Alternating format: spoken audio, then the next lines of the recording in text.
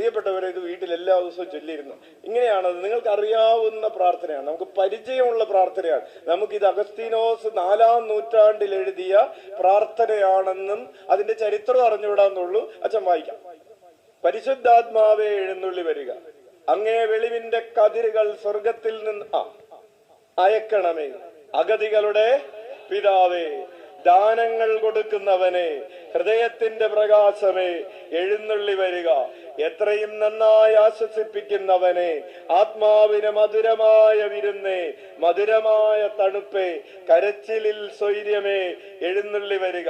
എത്രയും ആനന്ദത്തോടുകൂടി ഇരിക്കുന്ന പ്രകാശമേ, അങ്ങേ വെളിവ് കൂടാതെ മനുഷ്യരിൽ പാപമല്ലാതെ യാതൊന്നുമില്ല.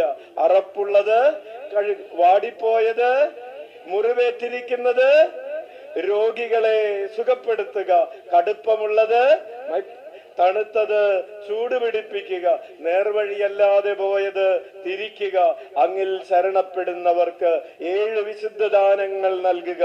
പുണ്യയോഗ്യതയും ഭാഗ്യമരണവും നിത്യാനന്ദവും ഞങ്ങൾക്ക് തരിക. ആമേൻ. പ്രിയപ്പെട്ടവരെ, ഇത് വീട്ടിൽ എല്ലാ ദിവസവും ചൊല്ലിയിരുന്നു. ഇങ്ങനെയാണത്. നിങ്ങൾക്ക് അറിയാവുന്ന പ്രാർത്ഥനയാണ്, നമുക്ക് പരിചയമുള്ള പ്രാർത്ഥനയാണ്. നമുക്കിത് അഗസ്തീനോസ് 4-ാം നൂറ്റാണ്ടിൽ എഴുതിയ പ്രാർത്ഥനയാണെന്നും അതിന്റെ ചരിത്രം അറിഞ്ഞുവിടാന്നുള്ളൂ. അച്ഛൻ വായിക്കാം. പരിശുദ്ധാത്മാവേ എഴുന്നള്ളി വരിക, അങ്ങേ വെളിവിന്റെ കതിരുകൾ സ്വർഗത്തിൽ നിന്ന് അയക്കണമേ. അഗതികളുടെ പിതാവേ, ദാനങ്ങൾ കൊടുക്കുന്നവനെ, ഹൃദയത്തിന്റെ പ്രകാശമേ എഴുന്നള്ളി വരിക. എത്രയും നന്നായി ആശ്വസിപ്പിക്കുന്നവനെ, ആത്മാവിന് മധുരമായ വിരുന്നേ, മധുരമായ തണുപ്പേ, കരച്ചിലിൽ സ്വൈര്യമേ എഴുന്നള്ളി വരിക. എത്രയും ആനന്ദത്തോടുകൂടി ഇരിക്കുന്ന പ്രകാശമേ, അങ്ങേ വെളിവ് കൂടാതെ മനുഷ്യരിൽ പാപമല്ലാതെ യാതൊന്നുമില്ല.